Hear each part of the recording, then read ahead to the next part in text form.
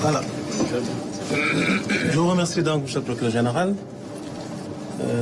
Je pense être revenu un peu sur cette question du cautionnement, d'ailleurs très longuement, parce que s'il y a tout au long de ces 2 jours une technique qui a permis à ces différentes personnes conduites devant nous et finalement confiées au juge d'instruction, s'il y a eu encore une fois un concept qui est revenu à plusieurs reprises, c'est bel et bien celui de cautionnement. Nous avons donc bien évidemment accepté. Quand je dis nous, c'est d'abord le juge d'instruction, bien évidemment. Et quand le juge d'instruction rend une ordonnance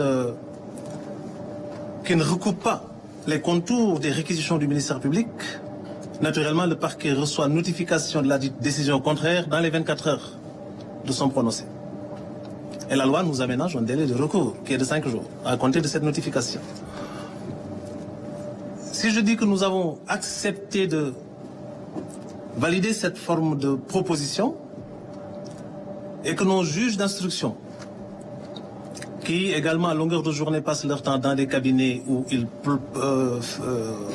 sont sous l'effet de procédures qui malheureusement les dépassent par le nombre, si ces juges ont accepté de valider ces mesures, c'est parce que la loi sénégalaise prévoit, notamment à l'article 140 du Code de procédure pénale, pour ce qui est des détournements, escroqueries et soustraction sur les deniers publics, la possibilité pour toute personne inculpée pour ces chefs d'incrimination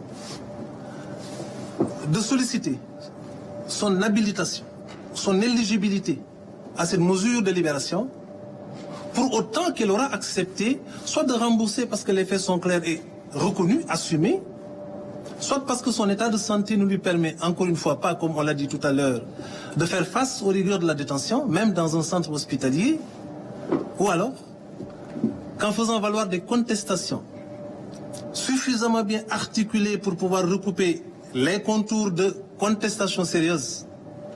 Au-delà de ces cas de figure, l'autre option qui s'offre à l'inculpé qui est là, face au juge d'instruction, est poursuivi de faits susceptibles de revêtir la qualification d'escroquerie, de détournement ou de soustraction de deniers publics. La seule option qui s'offre à cet inculpé, bien évidemment, c'est d'offrir de cautionner. Cautionner parce qu'elle conteste. Le cautionnement, la caution, c'est une sûreté, une garantie qui permet au juge de s'assurer qu'en cours de procédure, s'il y a des charges suffisantes pour renvoyer devant une juridiction de jugement, naturellement, il renvoie. Et pour préserver les intérêts de l'État, quand la juridiction de jugement saisie sur la base de charges suffisantes aura estimé que les faits qui, tout au long de la procédure, ont pu être enrichis, étoffés, de sorte que ce qui, à l'origine, était constitutif de charges, finit par revêtir finalement la caractérisation de preuve, cette juridiction de jugement entre en voie de condamnation. Et les intérêts de l'État seront saufs parce que l'État n'aura pas besoin d'essayer d'exécuter sa décision en suivant les traces du délinquant financier. Il lui suffira juste de solliciter le reversement des sommes qui ont jusque-là fait l'objet du cautionnement. Donc autant le cautionnement permet à la personne qui offre d'y recourir la possibilité d'obtenir la liberté provisoire, autant ce cautionnement permet à l'État de voir ses intérêts saufs parce qu'il n'aura pas besoin de subir les lourdeurs d'une procédure d'exécution. Maintenant, naturellement, le cautionnement obéit à des conditions.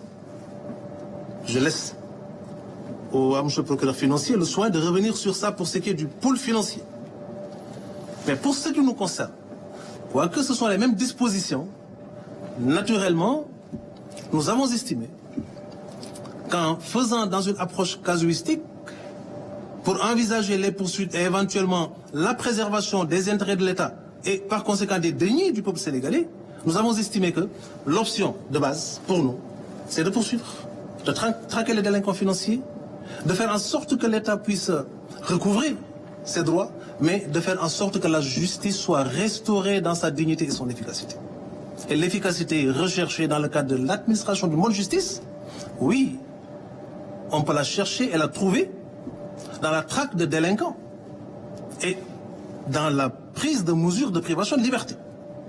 Mais l'efficacité, comme l'avait dit un jour M. le procureur général, on peut aussi la chercher en essayant de remplir les caisses de l'État plutôt que les prisons.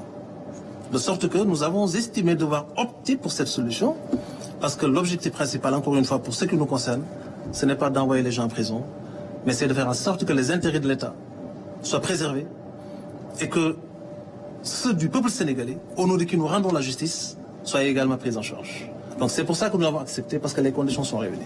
Je vous remercie. Ok, vous pouvez garder le plateau pour terminer avec une partie de la question donc, posée par le correspondant de RFI, à savoir de rappeler le nombre de personnes arrêtées dans le cadre des enquêtes donc, sur la fausse Covid.